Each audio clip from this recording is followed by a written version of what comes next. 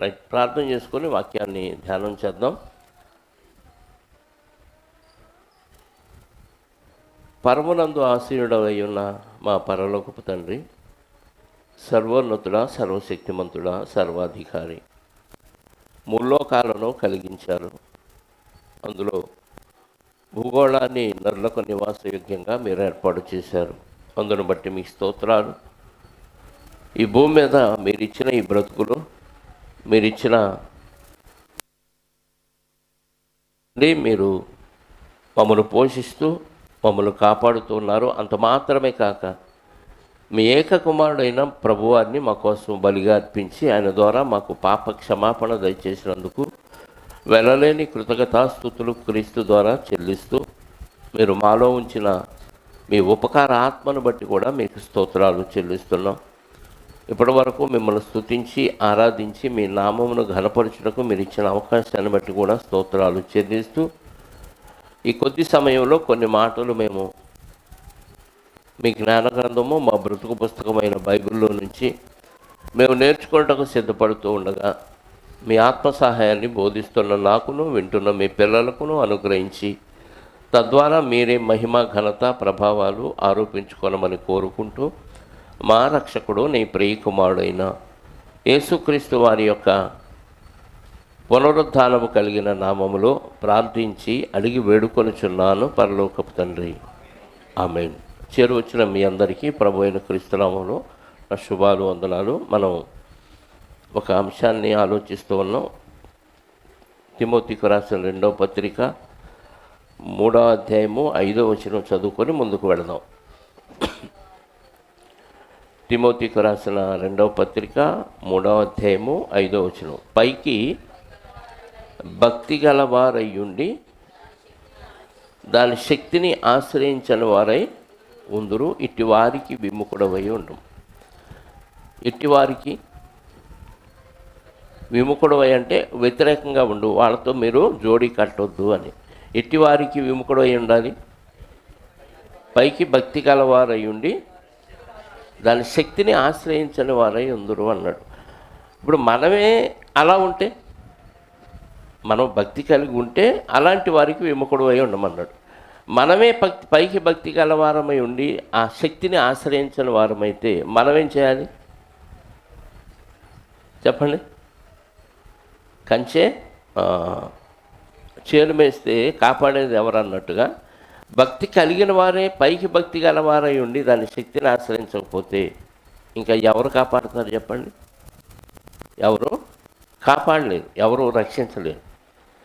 Already పాపులమై ఉండగానే, అపరాధులమై ఉండగానే, దోషులమై ఉండగానే లోకంలో ఎన్నిక లేని వారుగా ఉన్న మనల్ని దేవుడు కరుణించి ఈ దేవుని శక్తి ఏంటో మనకు అర్థమయ్యేటట్టు చేసి ఆ శక్తిని ఆశ్రయించేవారిగా, ఆయన నమ్ముకున్న వారిగా దేవుడే ఏర్పాటు చేశాడు. ఇది దేవుని సంకల్పం, మన గొప్పతనం కాదు, మన మంచి క్రియలను బట్టి కూడా కాదు.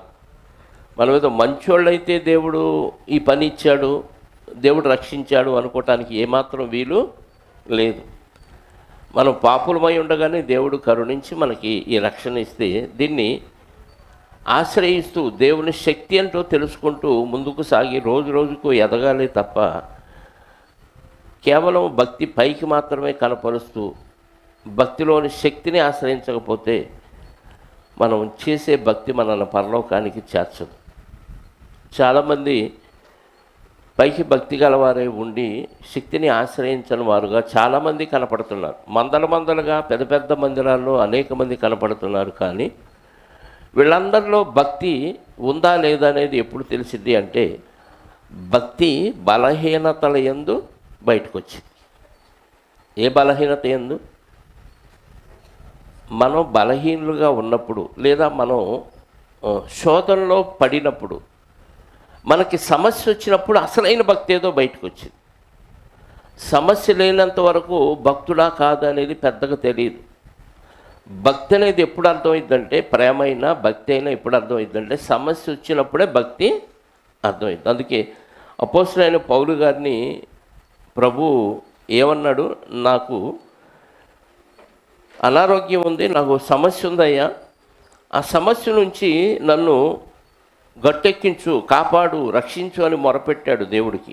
కొరింథీయులకు రాసిన 2వ పత్రిక 12వ అధ్యాయాన్ని ఒకసారి మనం చూడగలిగితే, అపోస్తలుడైన పౌలు గారు ఎలాంటి వాడో మీకు తెలుసు, ఆయన పరిచర్య ఎంత గొప్పగా చేశాడో మీకు తెలుసు, క్రీస్తు కొరకు ఎన్ని శ్రమలు అనుభవించాడో మీకు తెలుసు. అలాంటి వ్యక్తికి ఒక సమస్య వచ్చిందంట. ఏంటా సమస్య? 9వ వచనం 8 నుంచి చూద్దాం.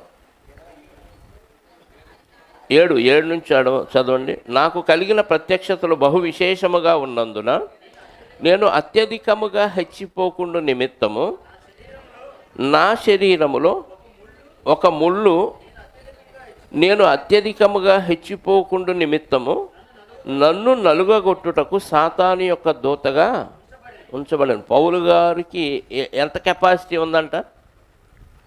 దర్శనాలు ఇస్తాడు, ప్రత్యక్షతలు ఇస్తాడు, దేవుడు స్వస్థత వరాలు ఇచ్చాడు. ఆయన ఒంటికి తాకిన చేతిగుడ్డను తీసుకెళ్ళి రోగికి తగిలిస్తే రోగం మటుమాయమైద్ది. దయ్యాలు పట్టినోడకు చూపిస్తే దయ్యాలు పారిపోతాయి. అంత పవర్ఫుల్. ఇన్ని శక్తులు నాకు ఉన్నాయి కదా అని పౌలు గారు ఎక్కడ రెచ్చిపోయి నేను గొప్పవాడిని ఫీల్ అవుతానేమోనని ఆలోచన వచ్చిద్దేమోనని పౌలు గారికి కూడా ఒక ముళ్ళు పెట్టాడంట దేవుడు. అంటే భక్తిలో బాగా ఉన్నవారికి ఏం చేస్తాడు దేవుడు? చెప్పండి, ఏం చేస్తాడు? అణిచివేయటానికి చూస్తాడు. ఎందుకు అణిచేస్తాడంటే వీడు మరీ హెచ్చించుకుంటే ఎక్కడ ఈ వ్యక్తి కూడా తప్పిపోతాడనని దేవుడు అతన్ని కట్టుదిట్టం చేయటానికి అణిచేస్తాడు. ఏదో ఒక ప్రాబ్లం పెడతాడు. ప్రాబ్లం లేదు, అంతా హ్యాపీ అన్నావంటే దైవజనులే కాదు, దేవుని పిల్లలమే కాదు.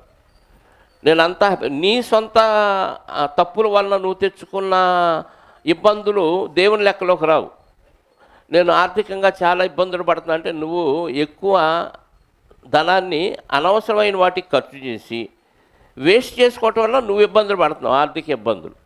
నువ్వు దేవుని కోసం కేటాయించి ఆ డబ్బుని నేను ఆర్థికంగా ఇబ్బంది పడుతున్నాను అంటే అసలు అది జరిగే పని కాదు. నువ్వు నీ సొంత ఖర్చుల కోసం, బంధువుల కోసం, స్నేహితుల కోసం డబ్బులు ఖర్చు చేసి ఇంట్లో సుఖాలు అనుభవించడానికి ఎక్కువ ధనాన్ని ఖర్చు చేసి నేను ఇబ్బందులు పడుతున్నాను ఆర్థికంగా, అందుకే సేవలోకి రాలేకపోతున్నాను, పరిచర్య చేయలేకపోతున్నాను అంటే అది నీ స్వయం కృత అపరాధం. దీనికి దేవునికి ఏ సంబంధం లేదు. ఎప్పుడు నీకు దేవుడు పరీక్ష పెడతాడంటే నువ్వు దేవుని కోసం నీ ధనాన్ని వెచ్చించి అప్పుడప్పులు పోయావనుకో, అప్పుడు దేవుడు ఎలా ఆదుకుంటాడో తెలియకుండా ఆదుకుంటాడు. అంటే భక్తుడు మంచిగా బతుకుతూ ఉంటే సమస్యలు వస్తాయంటే అలాంటి వారికే వస్తాయి. మనం ఒక సామెత చెప్తాం, పళ్ళున్న చెట్టుకే రాళ్ళ దెబ్బలు. చెట్టుకు ఫలాలు లేవనుకోండి, రాయి తీసుకొని కొడతాడా, గడకర్ర తీసుకొని లాగుతాడా? ఏ ఫలాలు లేకపోతే ఆ చెట్టు జోలికి ఎవడు వెళ్ళడు. అలాగే బాగా భక్తిగా బతికే వాళ్ళకే శోధనలు వస్తాయి, బాగా బతికే వాళ్ళకే అనారోగ్యం కూడా వస్తుంది. ఎందుకంటే హెచ్చిపోకుండా నిమిత్తం అన్నాడు. 2 సార్లు ఆ పదాన్ని పౌలు గారు ఉపయోగించాడు. అది నా యొద్ద ఏదో ముళ్ళు పెట్టాడంట దేవుడు, ఆ ముళ్ళు నా యొద్ద నుంచి తొలగిపోవాలని దాని విషయమై 3 సార్లే ప్రార్థన చేశాడంట పౌలు గారు. ఎన్నిసార్లు? మనమైతే చెప్పండి, ఎన్నిసార్లు చేస్తాం? తీసేయి తీసేయి తీసేయి, ఇదే గోల. చేసాం కదా ఒకసారి అంటే, కాదు పాస్టర్ గారు రోజు చేయాలంటారు కదా. మనం చేస్తాం, సంఘంతో చేయిస్తాం, పాస్టర్ గారి చేత చేయిస్తాం. ఒకసారా, 2 సార్లా, 3 సార్లా? చెప్పండి. ఎన్నోసార్లు చేయిస్తాం. పౌలు గారు మాత్రం ఆయనకున్న సమస్యకి, ఆయనకున్న శరీరంలో సాతాను యొక్క దూతగా నలకొట్టడానికి ఉంచాడంట. నువ్వు ఎక్స్ట్రాలు చేయకుండా ఉండటానికి అంటున్నాడు. హెచ్చిపోకుండా నిమిత్తం అంటే అర్థం ఏంటి చెప్పండి? పౌలు గారు ఎక్కడ నాకు ఇంత కెపాసిటీ ఉంది, ఇన్ని దర్శనాలు ఉన్నాయి, ఇంత స్వస్థత వరాలు ఉన్నాయి అని రెచ్చిపోతాడేమోనని హెచ్చిపోకుండా నిమిత్తం అంటే ఎక్స్ట్రా చేయకుండా ఉండటానికి, తగ్గించడానికి దేవుడు ఆయన శరీరంలో ముళ్ళు పెట్టాడు. 3 సార్లే అడిగాడంట దేవుడిని. అడిగితే ఏమన్నాడు? అందుకు నా కృప నీకు చాలును. ఏమంటే పౌలు గారు చేతి గుడ్డ, ఆయన ఒంటికి తగిలిన గుడ్డ తీసుకెళ్తే అవతల వాళ్ళకి స్వస్థత జరుగుతుంటే ఈయన శరీరంలో మాత్రం స్వస్థత లేదు, అలాగే ఉన్నాడు. ఈయన శరీరంలో బలహీనత ఉంది, అవతల వాళ్ళకి మాత్రం బలాన్ని ఇస్తున్నాడు. అంత కెపాసిటీ ఉంది పౌలు గారికి. అందుకని 3 సార్లు ప్రార్థన చేస్తే నా కృప నీకు అంటే దేవుడిచ్చే ఆ బలం కంటే, లేదా దేవుడిచ్చే ఆరోగ్యం కంటే, దేవుడిచ్చే ఆర్థిక వనరుల కంటే ఏది గొప్పది? దేవుని కృప చాలా గొప్పది. వీటన్నిటికంటే, లోకంలో ఉన్న అన్నిటికంటే కృప చాలా గొప్పది. ఎందుకంటే అర్హత లేని వారికి అర్హతనిచ్చి పరలోకంలో కూర్చోబెట్టే అంత గొప్పది అది. నువ్వు ప్రపంచంలో ఉన్న ధనమంతా ఖర్చు పెట్టిన పరలోక సీటు, ఒక సీటు కొనుక్కోలేడు ఎవడు. ఒక్క సీటు కొనుక్కోలేడు. లాస్ట్ సీట్ ఇస్తావు ప్రభా, ఇంత ధనం ఇస్తానంటే అసలు లాస్ట్ సీటు కాదు, గేటు దగ్గర కూడా అవకాశం లేదంటాడు. అంత గొప్పది పరలోకం. అది కేవలం దేని ద్వారా వచ్చింది? మనకి దేవుని కృప ద్వారా వచ్చింది. అంటే అన్నిటికంటే గొప్పది ఏది అంటే కృప. ఇది చాలు నీకు అంటున్నాడు. భూమి మీద నువ్వు ఎలా బతికినా పర్లేదు, అనారోగ్యంతో బతికినా పర్లేదు, ఆకలితో అలమటించి చనిపోయినా పర్లేదు, కృప ఉంది చాలు అంటున్నాడంటే కృప విలువ మనకు అర్థమైతే ఎంత గొప్పదో మనకు అర్థమైంది. కృప తీసి దెబ్బలు అయ్యి, నాకు ఆహారం కావాలి, నాకు బట్టలు కావాలి, నాకు డబ్బు కావాలి, నాకు సంపాదన కావాలి, నాకు లగ్జరీస్ కావాలనుకున్నాడంటే వాళ్ళు భక్తులు కాదు. అంటే కృప విలువ అర్థమైనోడికి భక్తి ఏంటో అర్థమైంది. అది దేవుని శక్తి వల్లనే మనకు లభించిందన్న విషయం మనకు అర్థం కావాలి. నా కృప నీకు చాలును అన్నాడంటే పౌలు గారు ఇంకా సైలెంట్ అయిపోయాడు. ఎందుకంటే ఎంత గొప్ప కృపనే దేవుడు నాకు ఇచ్చాడు, ఇది ఉంది కదా నీకు చాలు కదా అని అన్నాడంటే ఇంకా ఇంకొకసారి దేవుడిని ఈ విషయంలో అడగకూడదని ఫిక్స్ అయిపోయాడు. ఇంకా అడగల, 3 సార్లు అడిగాడంట. మనలాగా 100 సార్లు 1000 సార్లు కోటి సార్లు అడగం. 3 సార్లు అడిగాడు, నా కృప నీకు చాలన్నాడు, సైలెంట్ అయిపోయాడు. అని మళ్ళీ ఇంకేమంటున్నాడు దేవుడు? బలహీనతల యందు నా శక్తి పరిపూర్ణమగుచున్నదని ఆయన నాతో ఏంటంట? నీ బలహీనత యందు నా శక్తి. దీని అర్థం తెలుసా? ఎక్కడ నువ్వు వీక్గా ఉన్నావో అక్కడ దేవుని శక్తి బాగా పనిచేసి కంప్లీట్ అయిపోతుంట. అంటే బలహీనతలో నుంచి బలపరచబడతావు. నీకు అర్థమైందా? సమస్య వచ్చింది, దాని నుంచి ఒడ్డెక్కామనుకోండి, ఇంకా ఇలాంటి సమస్యలు భవిష్యత్తులో ఎన్నొచ్చినా మనకేమనిపించింది చెప్పండి? ఒకసారి ఎప్పుడు ఇంజక్షన్ చేయించుకునే వాళ్ళు ఒకసారి చేయించుకున్నా అనుకోండి, చేయించుకునేటప్పుడు వెలవెల్లాడిపోతారు. రోజు సూదులు పెట్టి పడుతుంటే ఇంజక్షన్ రా పొడుచుకో అంటాడు. అలవాటు అయిపోద్ది. సమస్యలో నుంచి ఒడ్డెక్కినోడికి సమస్యలు వస్తూ ఉన్నాయి అనుకోండి, పెద్ద సమస్య అనిపించిందా? అనిపించదు. ఎప్పుడు కష్టపడని వాడికి కష్టం అంటే ఏంటో వస్తే అప్పుడు బాధ ఎక్కువైంది. ఎప్పుడు కష్టాల్లో ఉన్నవాడికి అందులో నుంచి బయటకు వస్తే మళ్ళీ కష్టంలో పడబోతున్నాం అనగానే ఏముంది మళ్ళీ బయటకు వస్తానంటాడు. అంటే ఈజీ అయిపోద్ది, దాని గురించి పెద్ద సమస్యగా అనిపించదు. అంటే రోజు రోజుకి కష్టాల్లో నుంచి ఒడ్డుకు రావటం, మళ్ళీ కష్టాల్లో పడటం, మళ్ళీ ఒడ్డుకు రావటం అలవాటు అయిపోతే భక్తి ఏమైందంట? శక్తి పరిపూర్ణమైందంట. అంటే నువ్వు కష్టాలలో నుంచి పరిపూర్ణ స్థితిలోనికి ఎదుగుతావు. అంటే భక్తి అనగానే కష్టాలే కావాలి. మనకు బంగారం చూస్తున్నాం, భూమిలో మట్టిలాగా కనపడింది బంగారం. తవ్వుతారు, తీస్తారు, మట్టికి దానికి పెద్ద తేడా కనపడదు మనకి. దానిలో అనుభవం ఉన్న వాళ్ళకే తెలిసిద్ది. దాన్ని తీసుకొస్తారు, శుద్ధి చేస్తారు, అందులో ఉన్న వేస్ట్ అంతా తీస్తారు. ఆ శుద్ధి చేసిన బంగారాన్ని బిస్కెట్లుగా మారుస్తారు. అవి తీసుకొచ్చి కరిగించి అందులో మళ్ళీ కాపరో ఏదో కలిపి మళ్ళీ పరిపూర్ణమైన ఒక వస్తువుగా తయారు చేస్తాడు. మట్టిలో ఉన్నప్పుడు బంగారం ఎలా ఉంటుంది, ఒక వస్తువుగా మలిచి అలంకరించినప్పుడు ఎలా ఉంటుంది చెప్పండి? దాని విలువ ఎప్పుడు పెరిగింది? వస్తువుగా మలచి మనం అలంకరించుకున్నప్పుడు దాని విలువ పెరిగింది. ఈ లోపు బంగారానికి ఎన్ని శ్రమలు వచ్చినాయి చెప్పండి? ఎన్నో కష్టాలు, ఎన్నో శ్రమలు. అగ్నిలో పుటం వేయబడింది, అగ్నిలో కాల్చబడింది.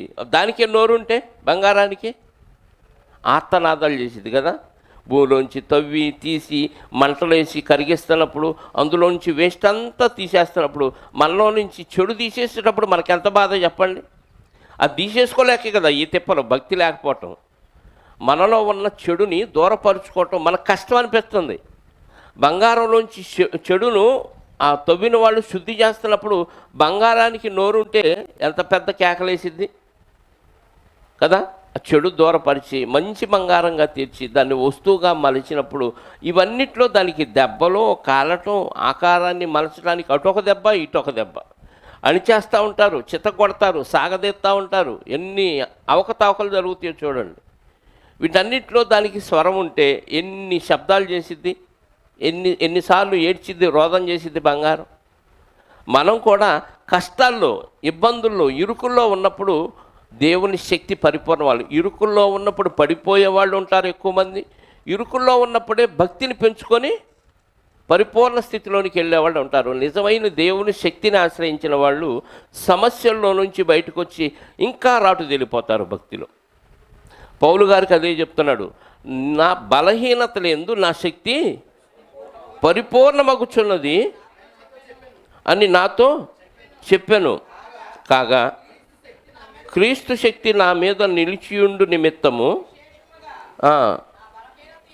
క్రీస్తు శక్తి నా మీద నిలిచియుండు నిమిత్తము విశేషముగా నా బలహీనతల యందే బహు సంతోషముగా అతిశయపడుదును. బలహీనత యందు సంతోషించేవాళ్ళు ఎంతమంది అంటే నిజమైన దేవుడి శక్తిని ఆశ్రయించిన వాళ్ళే సంతోషిస్తారు. నాకు సమస్య వచ్చిందిలే, ఇబ్బంది వచ్చిందిలే, ఏం దేవుడు, ఏం భక్తులు, ఏం ఫ్రెండ్స్ అని దూరం అయ్యేవాడు భక్తుడు కాదు. నీకు సమస్య వచ్చిందంటే నువ్వు దేవుని పనిలో ఉన్నావని అర్థం. ఇందాక చెప్పాను తేడా, సొంత సమస్యలు వేరు, దేవుని పనిలో వచ్చే సమస్యలు వేరు. చాలామంది క్రైస్తవ వక్తలు యూట్యూబ్లో ఇతర దేవుళ్ళని తిట్టడం వల్ల జైలు పాలయ్యారు. అది దేవుని కోసం జైలు పాలైనట్టుగా భావించి చాలామంది నినాదాలు చేసి రోడ్డున పడ్డారు.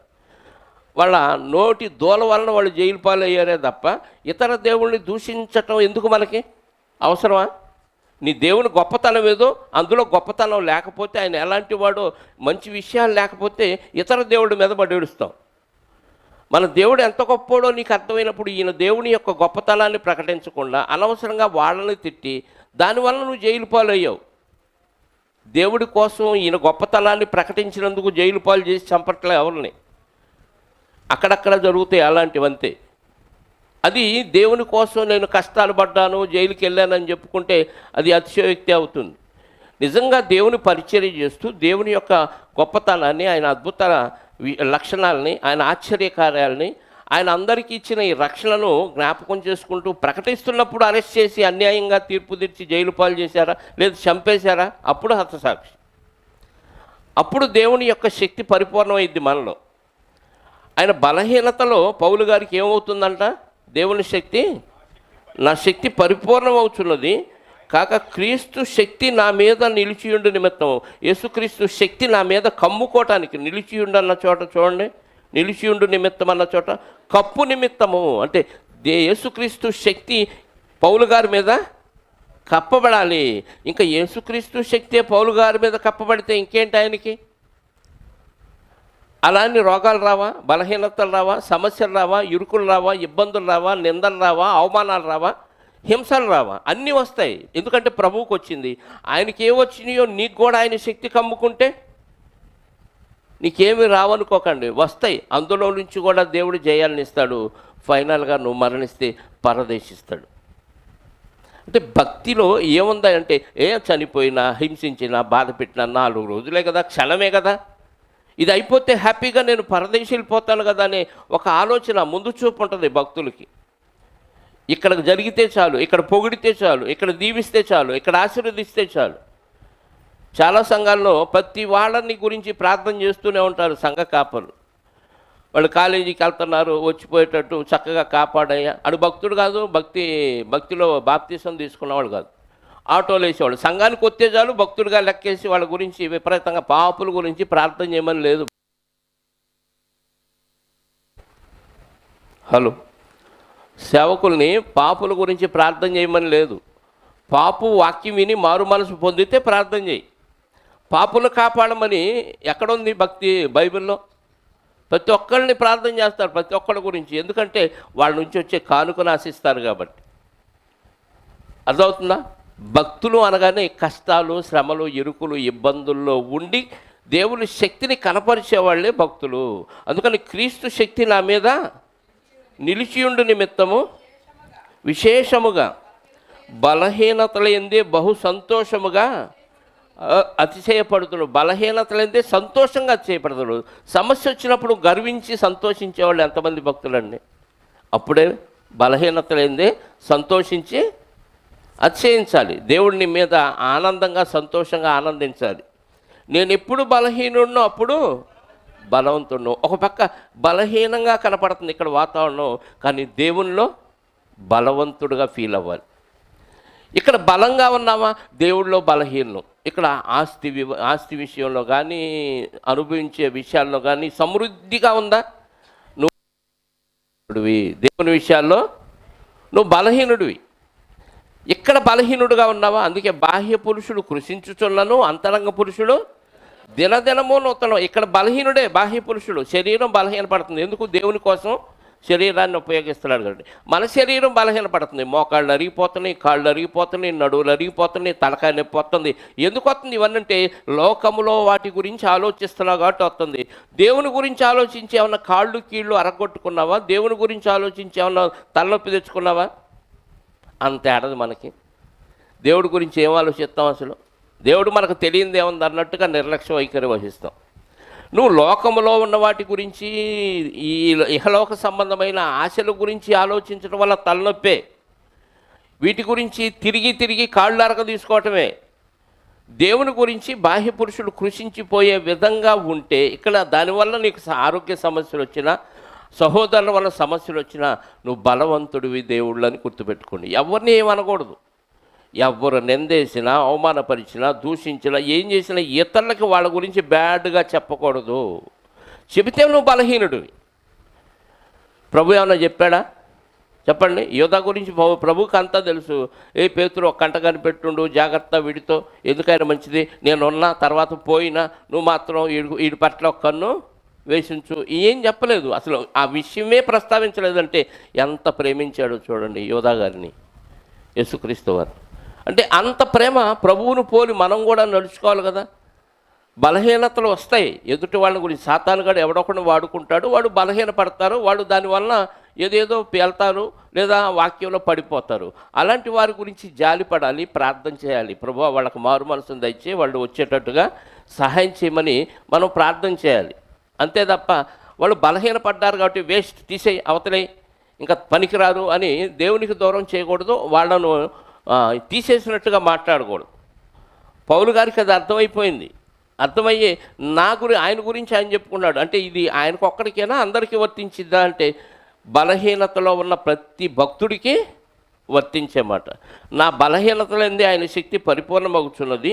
నేను ఎప్పుడు బలహీనున్నో అప్పుడే బలవంతుడు గనుక క్రీస్తు నిమిత్తము నాకు కలిగిన బలహీనతలోను, నిందల్లోనూ, ఇబ్బందుల్లోనూ, హింసల్లోనూ, ఉపద్రవంలోనూ, ఇది ఇన్నొత్తే సంతోషం ఎలా ఉంటుంది చెప్పండి.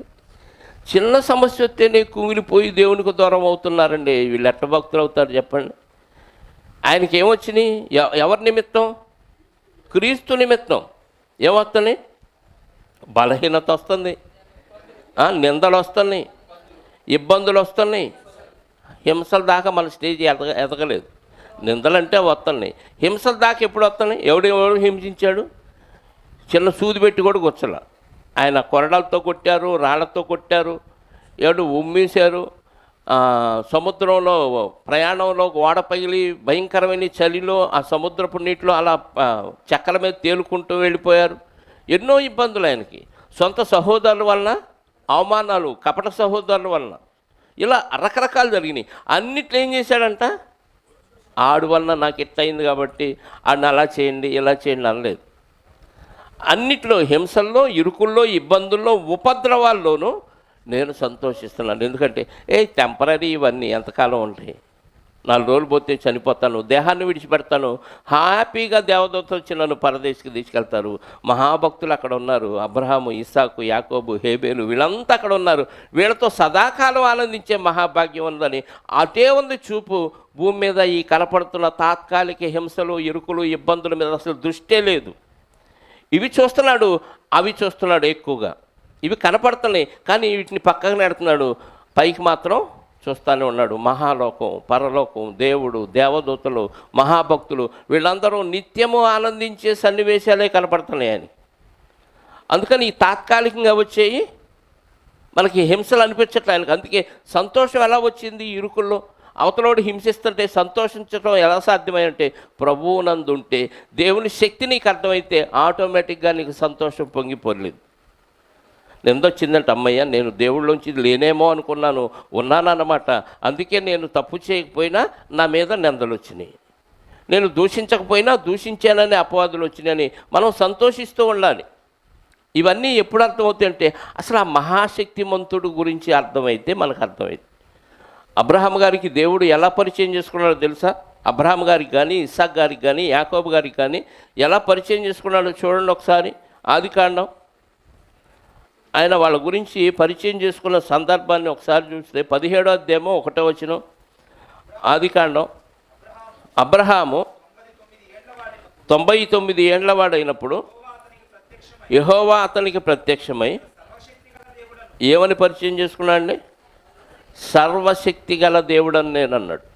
అంటే ఇంకా అంతకు మించిన శక్తి ఏది లేదు. అంత శక్తిమంతుడు నేను ఫలానా దేవుణ్ణి అని ఎలా పరిచయం చేసుకున్నాడంటే ఇక ఆ మాట విన్న తర్వాత నీకేమనిపించాలి చెప్పండి? మన పిల్లల్ని అప్పుడప్పుడు ఇప్పుడంటే ఎవరో పట్టించుకోవట్లేదండి. నా చిన్నప్పుడు చిన్నపిల్లల్ని అవతల వ్యక్తిని అరే కొట్టురాపో నేను ఉండపో నీకు ఆడి మీద చెయ్యేసిరా దెబ్బ కొట్టిరా అనగానే పిల్లోడు వెళ్ళి టప్మని కొట్టేసేవాడు. ఏంటి ఆడి ధైర్యం? ఆడి ధైర్యం ఏంది? వెనకున్నా తండ్రిని ఈయన చూసుకొని మా నాన్న ఉన్నాడు ఏదైనా అయితే ఆయన చూసుకుంటాడనే ధైర్యంతో అవతలోడు నాకంటే అంత పొడుగున్నాడు, పెద్దోడు, బలవంతుడు అని తెలిసినా వెళ్ళిపోయి ధైర్యంగా ఎందుకు కొట్టాడు? నా వెనక మా నాన్న ఉన్నాడని ఒక గుండె ధైర్యం. అలాగే నేను సర్వశక్తి గల దేవుడు నన్ను దేవుడే పరిచయం చేసుకుంటే ఎన్ని కొమ్ములు రావాలండి మనకి? ఎంత ధైర్యం రావాలి? ఇంకా ఈయన శక్తికి మించిన వాడు ఎవడలేడు. లోకంలో అధికారుల శక్తిని చూసి మనం భయపడుతున్నాం. ఈ శక్తినిచ్చింది కూడా ఆయనే అన్న విషయం మనం మర్చిపోతున్నాం. ఒక వ్యక్తిని ఉంచాలన్నా ఒక వ్యక్తిని తుంచాలన్నా ఎవరికి సాధ్యం? దేవుడికి సాధ్యం. అధికారం చెలాయించి నిన్ను అది చేస్తా ఇది చేస్తా అని కోతలుగా వస్తారు కొంతమంది. ఈ లోపే వాళ్ళు మరణించి వెళ్ళిపోతారు. చేస్తానన్న వాడు చేసేదాకా ఉండే అవకాశం లేదు. దేవుడు లేపేస్తే ఎవడో కేసు పెట్టే అవకాశం కూడా లేదు. నేను సర్వశక్తి గల దేవుడిని నన్ను పరిచయం చేసుకున్నాడు కాబట్టి ఆ సర్వశక్తి ఏంటో అబ్రహాము గారికి అర్థమైంది కాబట్టి ఆ శక్తికి మించిన దేవుడు ఇంకెవరూ లేరు. కాబట్టి ఒకప్పుడు విగ్రహాన్ని నమ్ముకొని విగ్రహాన్ని ఆరాధిస్తున్న అబ్రహాము గారు విగ్రహంలో శక్తి లేదు, నా దేవుళ్ళలో శక్తి ఉందన్న విశ్వాసం కలిగి ఆయన ఎక్కడికి వెళ్ళమంటే అక్కడికి, ఏం చేయమంటే అది, చివరికి నీ కొడుకుని నువ్వు నరికేసి దహన బలిపీఠం మీద బలివ్వంటే ఎందుకు వెళ్ళాడంటే ఆయన శక్తి సామర్థ్యాల మీద ప్రగాఢ విశ్వాసం ఉంది అబ్రహాము గారికి. మరి నీకు నాకు ఏ విశ్వాసం ఉంది? నువ్వు పని విడిచిపెట్టి ప్రార్థనకు రా అంటే ఎందుకు రావాలి? ఈ పని ఎవడు చేస్తాడు వస్తే అనే డౌట్లు. మరి అబ్రహాం గారికి ఆ డౌట్లు రాలేదే? నా తండ్రి ఇంటి వారిని, నా బంధువుల్ని, నా ఆస్తిపాస్తుల్ని వీటన్నిటిని వదిలి తెలియని దేశానికి ఎక్కడికి వెళ్ళాలో చెప్పలేదు. పైగా పలాని ప్రాంతానికి వెళ్ళంటే ఓకే, ఆ ప్రాంతం చెప్పాడు కాబట్టి అడ్రస్ చెప్పాడు కాబట్టి అక్కడికి వెళ్ళొచ్చు. నేను నీకు చూపించబోవు దేశానికి వెళ్ళంటే ఎక్కడికి, ఏంటి, ఏ అడ్రస్సు, ఏ ఊరు, అక్కడ నాకు వసతులు ఏముంటాయి, ఏం అడగలేదు. అంటే దేవుడి శక్తి మీద ఎంత విశ్వాసం ఉంటే ఆయన చెప్పింది చెప్పినట్టు చేస్తాడు. భక్తి అంటే అది కదా. అందుకే ఆయన విశ్వాసులకు ఏం చేశాడు? తండ్రిగా చేశాడు. నిర్గమకాండం 6వ అధ్యాయం 3వ వచనం కూడా చూడండి. మోషే గారితో మాట్లాడుతూ దేవుడు మోషే గారితో మాట్లాడుతూ నేను సర్వశక్తి గల దేవుడను, నేను సర్వశక్తి గల దేవుడనే పేరున, అంటే అది పేరా? దేవుడి పేరా అది? నేను సర్వశక్తి గల దేవుడను అనేది పేరా? చెప్పండి. పేరులో తీరుంది, పేరులో లక్షణం ఉంది. ప్రతి పేరుకి ఒక లక్షణం ఉంది. అంటే దేవుని లక్షణాల్లో ఇదొక లక్షణం. ఏంటి ఆ లక్షణం? సర్వశక్తి కలిగిన వాడు అనే లక్షణం ఆయనకే ఉంది, ఇంకెవరికి లేదు. ఆయన ఇస్తే మనకు శక్తి ఉంది. ఏమంటే చంద్రుడిలో, చంద్రమండలం మీద వెలుగేమన్నా ఉందా తెలుసా? చంద్రుడు వెలుగుతాడా? సూర్యుడు వెలుగుతాడా? నక్షత్రాలు వెలుగుతాయి, స్వయం ప్రకాశకాలు అంటారు. అంటే వాటంతట అవే వెలుగుతాయి. ఆ క్రమాన్ని దేవుడు పెట్టాడు. సూర్యుడు తనంతట తానే వెలుగుతాడు. మరి చంద్రుడికి వెలిగే గుణం లేదు, చంద్రుడిలో వెలిగేది ఏదీ లేదు. సూర్యుడి కాంతి చంద్రుడి మీద పడి వెలిగినట్టుగా మనకు కనపడతాడు. అంటే అద్దం లాంటి వాడు చంద్రుడు. చంద్రుడికి స్వయంగా ప్రకాశించే లక్షణం లేదు, కానీ సూర్యుడి వెలుగు ఆయన మీద పడటం వల్ల మనకు ప్రతిబింబించి వెలుగుతున్నట్టుగా కనపడతాడు. అలాగే మనము కూడా ఏ శక్తి లేని వారం, భూమి మీద మనకి శక్తి సామర్థ్యాలు ఏమి ఇవ్వాల, కొంతే ఇచ్చాడు దేవుడు. కానీ ఆయన శక్తిని ఆశ్రయిస్తే ఆయన శక్తిని తీసుకొని ఆయన శక్తిని సమాజానికి కనపరచవలసిన వారు ఎవరు? దేవుని భక్తులైన మనం. ముందు మనకే దేవుని శక్తి అర్థం కాకపోతే మనం సమాజానికి ఏం పంచుతాం? కష్టం వచ్చింది, కష్టం వచ్చినప్పుడు ఎలా బ్రతకాలనేది ఎలా నేర్పించాడు? తన భక్తుల ద్వారా నేర్పించాడు. అంటే దేవుని శక్తిని ఆశ్రయించిన భక్తులు దాన్ని అనుసరించి పాటించి మనకు బోధించారు. అవి మనకేమవుతున్నాయి? దృష్టాంతాలు అవుతున్నాయి. అవి చూసి ఇలాంటి కష్టం వచ్చినప్పుడు నేను ఎలా స్పందించాలి? ఆటోమేటిక్గా దాన్ని అనుసరించాలి. అది భక్తి. అంటే దేవుని శక్తిని ఆశ్రయించిన వారి ద్వారా మనకు పాఠాలు నేర్పిస్తే ఆ పాఠం మనం నేర్చుకొని మనం ఏం చేయాలి? దాన్ని ప్రజలకు మన తరంలో మన కళ్ళ ముందు, అది ఎప్పుడో జరిగిపోయింది, వాక్యంలో చదువుకున్నాం. ఇప్పుడు తెలియని ప్రజలకు మనం ఏం చేయాలి?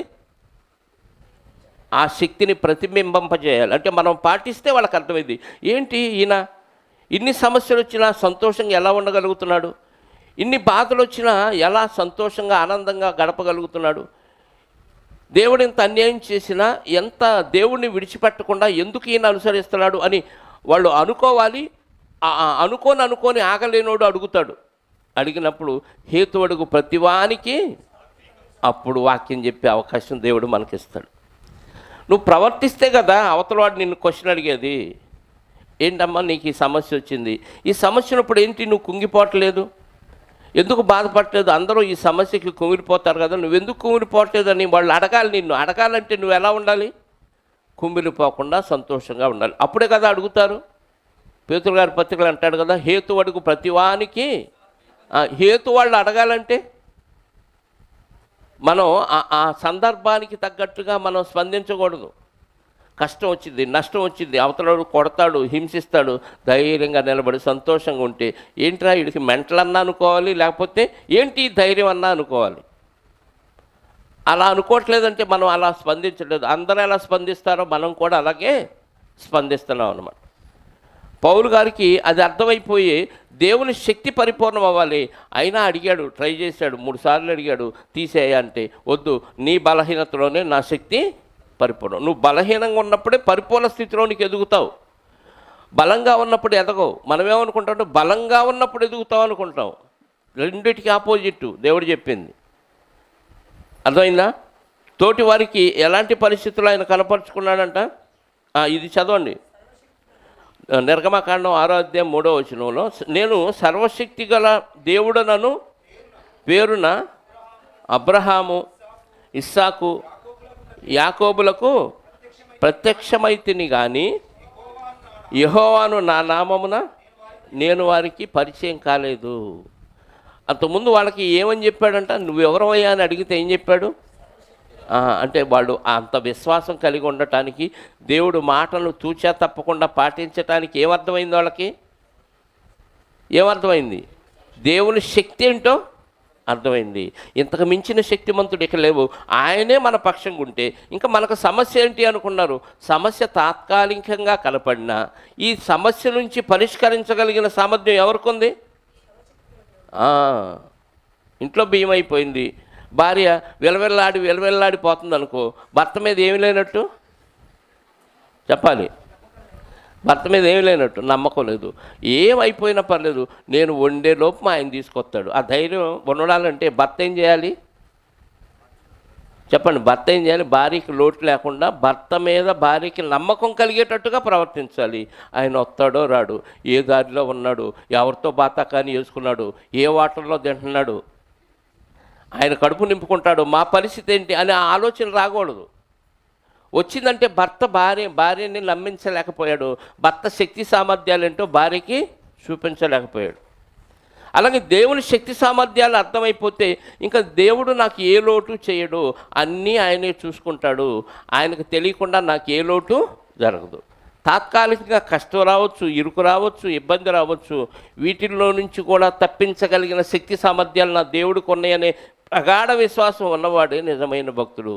కానీ పైకి భక్తిగా ఉండి ఆయన శక్తి ఏంటో అర్థం కాకపోతే మనం భక్తులం కాదండి. ఎంత శక్తిమంతుడు దేవుడు! సర్వశక్తిమంతుడు. సర్వ అనే పదంలోనే ఇంక ఏమీ లేవు అని అర్థం. సర్వశక్తిమంతుడు అంటే ఇంకా ఏమీ లేవని అర్థం. కాబట్టి అంత గొప్ప సర్వశక్తిమంతుడైన దేవుడిని ఆశ్రయించిన మనము భూమి మీద జరిగే ఈ అవకతవకలు, ఇరుకులు, ఇబ్బందులు, అవమానాలు, నిందలు వీటన్నిటికీ కుంగిపోయి దేవుడిని విడిచిపెట్టకూడదండి. నువ్వు పెద్ద ట్రాన్స్ఫార్మర్ను వదిలేస్తున్నావు, చిన్న చిన్న కరెంట్ ఏదో షార్టేజ్ అయ్యి కాసేపు తాత్కాలికంగా కరెంటు పోయిందనుకో, అసలు ఈ కరెంటే నాకు వద్దని ట్రాన్స్ఫార్మర్ని నెట్టేస్తున్నావు. చాలా ఘోరం. ఎందుకంటే నరకానికి ద్వారాలు తెరుచుకుంటున్నామని అర్థం. అందుకే మనం ఏం చేయాలి? అలాంటి వారి గురించి ప్రార్థన చేయాలి, అలాంటి వారిని బలపరచాలి. కొన్ని వచనాలు చూద్దాం ప్రియులారా.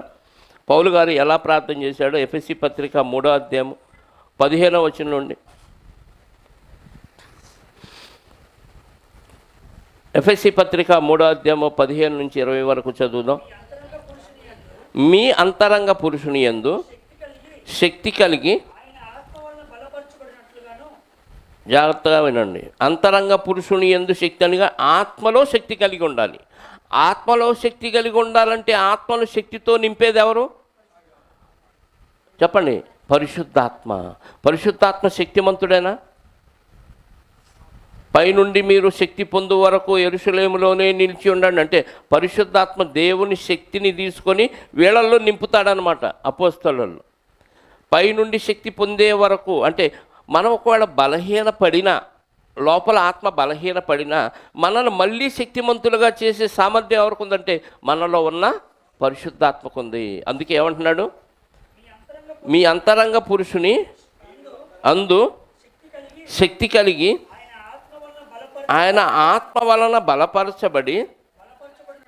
బలపరచబడినట్లుగాను క్రీస్తు మీ హృదయములలో విశ్వాసము ద్వారా నివసించున్నట్లుగాను తన మహిమైశ్వర్యము చొప్పున మీకు దయచేయవలనని మీరు దేవుని సంపూర్ణత యందు పరిపూర్ణులుగా, ఏమంటే దేవునికి కంప్లీట్, దేవుడే కంప్లీట్, అందులో మీరు పరిపూర్ణులుగా అగునట్లుగా ప్రేమయందు వేరుపారి స్థిరపడి సమస్త పరిశుద్ధులతో కూడా, అంటే సింగిల్గా కాదా, ఇండివిజువల్గా కాదా, అందరితో కలిపి ఆ ప్రేమ యొక్క పొడుగు ఎంత ఉంది, వెడల్పు ఎంత ఉంది, లోతు ఎంత ఉంది, ఎత్తు ఎంత ఉంది. ప్రేమలో ఏం తెలియదు మనకు, ఓనమాలు ఆ పదం తెలుసు అంతే. ప్రేమకు చాలా కొలతలు ఉన్నాయి, పొడుగు, ఎత్తు, వెడల్పు, పొడవు ఇవన్నీ ఉన్నాయి. ఇవన్నీ నువ్వు తెలుసుకోవాలంటే సమస్త పరిశుద్ధులతో కలిసి తెలుసుకోవాలి, సింగిల్గా కుదరదు. అరణ్యంలోకి వెళ్ళి తపస్సు చేస్తే ఇవన్నీ తెలుస్తాయి అనుకుంటున్నారా? అది పిచ్చి మాట. ఏం తెలీదు. నువ్వు జనంలోనే ఉండాలి, సమస్యలు ఎదుర్కోవాలి, వాటిని జయించాలి. అప్పుడు దేవుని శక్తి ఏంటో నీకు అర్థమైంది. జనం లేని చోట ఎడారిలోకో అరణ్యంలోకి వెళ్ళి నేను సర్వసంగ పరిత్యాగిని అన్నీ సాధించానంటే అక్కడుండి నువ్వేమీ నేర్చుకోలేవు.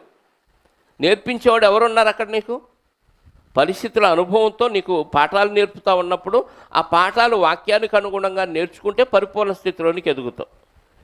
అర్థమైందా?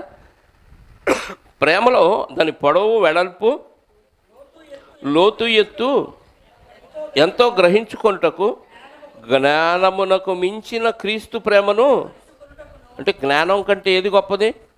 క్రీస్తు ప్రేమ గొప్పది. జ్ఞానమునకు మించిన క్రీస్తు ప్రేమను తెలుసుకొనుటకు తగల శక్తి గలవారు కావాలని, అంటే పౌలు గారి ప్రార్థన అంతా దేని గురించి అంట? దేవుని శక్తి ఏంటో మీరు తెలుసుకోవాలని. ఆ శక్తిలో ఏముందంటే ప్రేమ ఉంది కాబట్టి ఆయన శక్తి మీకు పరిపూర్ణం అవుతుంది. అదేదో మీరు తెలుసుకోవాలని ఆయన ప్రార్థన చేస్తున్నాడంటే బలహీనల గురించి మనం ఏం చేయాలి? పరిశుద్ధులందరితో కలిసి ప్రేమ యొక్క పొడవు, వెడల్పు, ఎత్తు, లోతు వాళ్ళందరూ కలిసి మనతో కలిసి తెలుసుకోవాలని మనం దేవునికి ప్రార్థన చేయాలి అంటున్నాడు.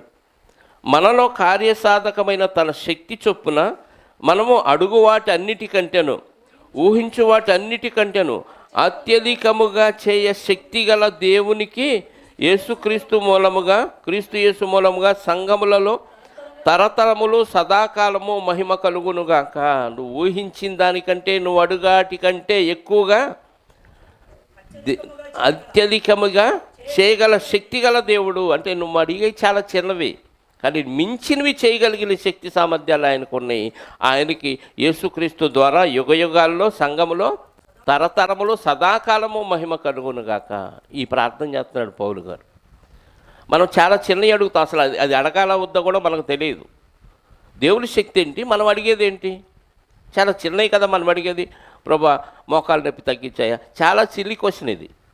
దేవుడిని ఇవి అడగవచ్చా చెప్పండి? మోకాల నిర్మాణం చేసిన వాడు ఆయన.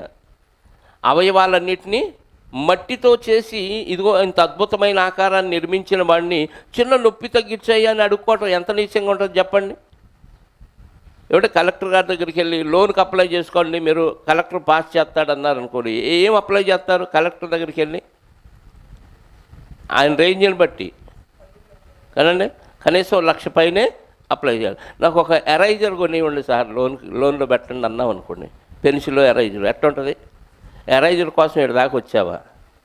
మీ వీధిలో కొట్లో ఆడు నడుక్కున్న బాబు ఎరైజర్ అంటే ఆడిస్తాడు వరకుని, అడుక్కుంటున్నాడులే పోన్లే అని. దానికి ఇక్కడ దాకా వచ్చి అప్లికేషన్ మరీ పెట్టాలా అంటాడు. దేవుడిని అడిగే రేంజ్ ఏంటి? దేవుని కెపాసిటీ ఏంటి? సర్వశక్తిమంతుడు. సర్వశక్తిమంతుడు నువ్వు అడిగాయి ఇవ్వడు. నువ్వు అడిగే చాలా చిన్నవి. మేము అడుగు వాటికంటే ఊహించే వాటికంటే అత్యధికముగా ఇవ్వగలిగిన శక్తి సామర్థ్యంలో ఉన్న దేవుడు. ఆ శక్తి నీకు అర్థమైతే చిన్న చిన్న వాటి కోసం మనం ఎందుకు అడుగుతామండి? అడగం. అందుకే పౌలు గారు 2-3 సార్లు అడిగాడు, నాకు ఈ బలహీనత ఉంది, ఈ దీనిలో నేను ఇబ్బంది పడుతున్నాను, తీసేయి అని అంటే 3 సార్లు అడిగాడు, తీసేయను. నా కృప నీ బలహీనత కంటే గొప్పది, అది అలా ఉంచుకో. ఎందుకంటే నువ్వు అప్పుడప్పుడు ఎక్స్ట్రాల్ చేయాలి అనిపించినప్పుడు ఇది నిన్ను గుచ్చిది కాబట్టి నీకు ఉండాలి అది అన్నాడు. ఓకే అన్నాడు, శాంక్షన్ అన్నాడు, ఒప్పేసుకున్నాడు పౌలు గారు. ఎందుకు? ఆయన శక్తి ఏంటో ఆయనకు అర్థమైంది కాబట్టి మనం ఏం చేయాలి? పౌలు గారు చేసిన ప్రార్థన చేయాలి. చేసి ఇంకేం చేయాలి చూడండి, ఇంకేం చేయాలో. యూదాపత్రిక 1వ అధ్యాయము, యూదాపత్రిక 1వ అధ్యాయము 24వ వచనం.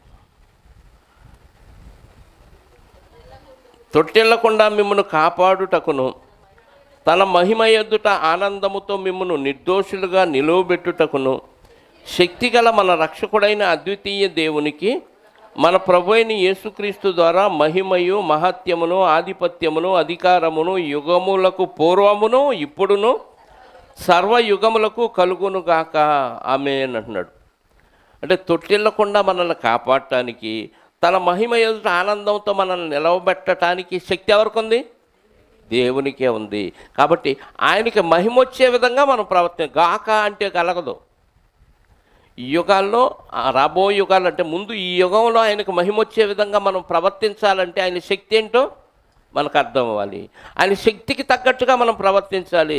చిన్న చిన్న వాటి కోసం, హక్కుల కోసం క్రైస్తవులు రోడ్ల మీద పడుతుంటే చూడటానికి పిల్లకాయలను పోలిన వాళ్ళుగా కనపడుతున్నారు. నాకు గోలికాయలు ఆడుకునే పిల్లలు, నాకు 2 గోళీలు రావాలి, నువ్వు జేబులో వేసుకున్నావు, దొబ్బేసావు అంటారు చూసారా? ఏంటి? దేవుడు సర్వశక్తిమంతుడిని వదిలేసి రోడ్లు ఎమ్మటి, కలెక్టర్లు ఎమ్మటి, అధికారులు ఎమ్మటి, ఈ రాజకీయ నాయకులు ఎమ్మటి పడి హక్కులు సాధించడం కోసం పెద్ద పోరాటం చేస్తున్నావు దేవుని కోసం అని ఢిల్లీ దాకా వెళ్తున్నారు. చెలో ఢిల్లీ అని. ఎందుకు? క్రైస్తవ హక్కుల్ని పరిరక్షించుకోవటం కోసం అంట. ఆస్తులు ఉంటేమి పోతేమి, ఈరోజు మనం ఉన్నాం, పోతాం. పోయేలోపు దేవునిలో ఉన్నామా లేదా, దేవుని శక్తిని ఆశ్రయించి బతికామా లేదా అన్నదే చూసుకోవాలి తప్ప ఆస్తుల కోసం, అధికారాల కోసం, పదవుల కోసం, ఏమంటే డబ్బు సంపాదన కోసం లోకంలో ఉన్న వారిని ఆశ్రయించడం ఏంటండి? దౌర్భాగ్యం. కాకపోతే నీ దేవుడు సర్వశక్తిమంతుడు. ఆ శక్తి ఏంటో నీకు అర్థమైపోతే చిన్న చిన్న వాటి కోసం మనం అధికారుల దగ్గరికి వెళ్తామా చెప్పండి? వెళ్ళకూడదు కదా. వెళ్తున్నారంటే వీళ్ళు పైకి భక్తి గలవారై ఉండి ఆ మహాశక్తిమంతుడైన దేవుని శక్తిని ఆశ్రయించకుండా అధికారులను ఆశ్రయిస్తున్న వారుగా కనపడుతున్నారు. చాలా చిన్న పిల్లలు ఆటలాడుకొని గొడవలు పడితే ఆ వస్తువుల కోసం ఎలా కీచులాడుకుంటారో అలా కనపడుతున్నారు వీళ్ళు. అర్థమవుతుందా? మనం ఏం చేయాలంట? అడుగు వాటికంటే, ఊహించు వాటికంటే, తొట్టెళ్లకుండా మనల్ని కాపాడటానికి, తన మహిమ ఎదుట ఆనందముతో మనల్ని నిలవబెట్టడానికి, నిర్దోషులుగా నిలవబెట్టడానికి శక్తిగల మన అద్వితీయ రక్షకుడైన అద్వితీయ దేవునికి మన ప్రభు అయిన యేసుక్రీస్తు ద్వారా మహిమయు మహత్యమును ఆధిపత్యమును అధికారమును యుగములకు పూర్వము ఇప్పుడు సర్వయుగములు కలుగును గాక. గాక అనే ముందు ప్రార్థన చేసి అలా ప్రవర్తించాలి. మనం ఈ యుగములో ఈ తరంలో మనం ఉన్నాం. దేవుడికి ఎలా వచ్చింది మహిమ? మిగతా యుగాల సంగతి తర్వాత చెబుదాం. ఈ యుగములో ఈ తరములో దేవునికి మహిమ రావాలంటే నీ ప్రవర్తన ఎలా ఉండాలి? నా దేవుడు సర్వశక్తిమంతుడు, నాకేది కొదువు ఉండదు. కొదువున్నా ఆయనే చూసుకుంటాడు. ఇరుకున్న ఇబ్బంది ఉన్నా అవమానం ఉన్నా నిందైనా ఆయనకు అప్పచెప్పాను, ఆయన చూసుకుంటాడు. నాకే సంబంధం లేదు. నా పని ఏంటి? ఆయన మహింపరచడే నా పని. ఎవరిని దూషించకుండా, ఎవరిని నిందించకుండా, ఎవరి మీద అబద్ధ సాక్ష్యాలు పలకకుండా, ఎవరిని దోచుకోకుండా, ఎవరి సొమ్ము ఆశించకుండా, వీలైతే అందరికీ పెడుతూ దేవుని కార్యక్రమాలు చేస్తూ దేవునికి మహిమ వచ్చే విధంగా ప్రవర్తించడమే నా పని. అంతే తప్ప తోటి వారిని నిందించి అవమానించి దూషించి దోచుకునే ఆలోచన ఏమాత్రం చేయకూడదు. చేస్తే దేవుని మీద ఆధారపడిన వాళ్ళం కాదు. ఆధారపడలేదు అంటే ఆయన శక్తి ఏంటో మనకి అర్థం కాలేదని అర్థం. ఎఫెసీ పత్రిక 6వ అధ్యాయం మరొక వచనం చూద్దాం. 10వ వచనం. ఎఫెసీ పత్రిక 6వ అధ్యాయము 10వ వచనం. తుదకు ప్రభు యొక్క మహాశక్తిని బట్టి ఆయన యందు, అది మనం ఏం చేయాలి? ఆయన మహాశక్తి, ఆయనలో బలం, ఎంత శక్తిని నువ్వు పొందుకోవాలో అంత ఇస్తాడు. ఇంకా అయిపోయింది అనడు. మనం కొన్ని షాపులకు వెళ్తే స్టాక్ లేదండి, ఆ వస్తువులు అయిపోయినాయి అంటారు. రేషన్ షాప్కి వెళ్తే ఈ నెల కోట అయిపోయింది అంటారు. కానీ దేవుడి దగ్గర అయిపోయిందనే పదానికి అసలు ఆస్కారమే లేదు. నువ్వు పొందుకునే కొద్దీ ఇస్తూనే ఉంటాడు. నువ్వు కంప్లీట్ స్టేజ్లోకి వెళ్ళే వరకు ఆయన తన శక్తిని నీకు అందిస్తూనే ఉంటాడు. ఆ శక్తి అర్థమైంది కాబట్టి షడ్రకు మెషక అబేద్నెగోలు చక్రవర్తిని తిరస్కరించారు. చంపుతావా? చంపేసుకో, నా దేవుడు సర్వశక్తిమంతుడు, మమ్మల్ని కాపాడగలిగిన సామర్థ్యం ఆయనకే ఉంది, నువ్వేం చేస్తావు మహా అయితే అంటున్నారు. చక్రవర్తి కూడా ప్రజలకు భయపడాలి. మన నేపాల్లో ఏమైంది చెప్పండి? మంత్రుల్ని సైతం వీధి కుక్కల్లాగా బట్టలు చింపి పరిగెత్తిస్తున్నారు. ప్రజలు మంత్రుల్ని, పాలించే మంత్రుల్ని తరిమి తరిమి కొడితే ఎత్తైన ప్లేస్లో నుంచి అలా కాలువలో తోసేశారండి. సొమ్మసిల్లిపోయి అలా కూలబడ్డాడు ఒక ఆర్థిక మంత్రి అంట ఆయన. ఏమంటే ప్రజలకి చక్రవర్తులు భయపడతారు, కానీ క్రైస్తవుడు దేవునికి తప్ప ఎవరికి భయపడదు. ఎందుకంటే వీళ్ళందరికీ మించిన శక్తి సామర్థ్యాలు ఆయనకే ఉన్నాయి కాబట్టి ఆయనకు మాత్రమే భయపడతాం. మిగతా ఎవరికి మేము భయపడమనాలి. పనిచ్చేవాడికి భయపడతావు, దేవుని సేవకులకి భయపడవు, నీకు ఉద్యోగం తీసేస్తానంటే భయపడతావు, అన్నం పెట్టనంటే భయపడతావు, కొడతానంటే భయపడతావు, తిడతానంటే భయపడతావు, ప్రతిదానికి భయపడుతున్నావు. దేవునికి మాత్రం భయపడతావు. అంటే వీళ్ళే శక్తిమంతులు, దేవుడు శక్తిహీనుడు అన్నట్టుగా బతుకుతున్నావు. ఏ పని ఎగ్గొట్టి దేవుని పనికి వస్తే దేవుడు ఆ ధనాన్ని నీకు ఇవ్వడా? ఆ శక్తి ఇవ్వడా? దేవుడికి అది చేత కాదా? నువ్వు దేవుడి పనినే పక్కన పెట్టి పనిలో నిమగ్నం అయిపోయావు అంటే నువ్వు దేవుడి శక్తిని చాలా తక్కువగా అంచనా వేసావు కాబట్టి నువ్వు భక్తిహీనుడుగానే మిగిలిపోతావు. నువ్వు పొందుకో, ఇవ్వగలిగినంత ఆయన మొత్తం నీకు ఇస్తూనే ఉంటాడు. అలా ఇస్తే నువ్వు తీసుకునే సామర్థ్యం నీకుంటే ఆయన ఇస్తూనే ఉంటాడు. అందుకే ఏమన్నాడు అక్కడ? తొట్టెళ్లకుండా తుదకు ప్రభు యొక్క మహాశక్తిని బట్టి ఆయన యందు బలవంతులై ఉండండి. చాలండి, ఆయన శక్తిని బట్టి బలం సంపాదించుకోండి, లేకపోతే బలహీనలైపోతారు. బలహీనలైన ఆయన్ని ఆశ్రయిస్తే నేను బలవంతులుగా చేస్తాడు. కాబట్టి పైకి భక్తిగా నటిస్తూ నేను భక్తుడినే భక్తురాలని అన్నట్టుగా నాటకాలు వేసి నిన్ను నువ్వే మోసం, దేవుడిని ఏదో మోసం చేస్తున్నా అనుకుంటున్నాం మనం. నువ్వు మోసం చేసేది దేవుడిని కాదు, నిన్ను నువ్వే. నన్ను ఎవడో మోసం చేయలేడు సీతయ్య అన్నట్టు ఆ సీతయ్య మోసం చేసుకున్నాడు. అర్థమైందా? మనల్ని కూడా మనమే మోసం చేసుకున్నాం. దేవుడిని నువ్వేం చేయగలవు మోసం? దేవుడికి నీ హృదయాలోచనలన్నీ తెలుసు. ఎదుటివాడిని మోసం చేస్తున్నాను అనుకుంటున్నావు, దేవుడిని మోసం చేస్తున్నాను అనుకుంటున్నావు, కానీ నిన్ను నువ్వే మోసం చేసుకుని అధఃపాతాళానికి, నిన్ను నువ్వే నరకానికి తీసుకెళ్ళిపోయే స్థితిలోనికి నిన్ను నువ్వు దిగజార్చుకుంటున్నావు. పైకి మాత్రం అందరిలాగా భక్తురాల్ని అనిపించుకుంటున్నావు. ఏమాత్రం ప్రయోజనం లేదండి. పైకి భక్తి గలవారు అయి ఉండి దేవుని శక్తిని ఆశ్రయించని వారుగా ఏ భక్తులు ఉండకూడదు.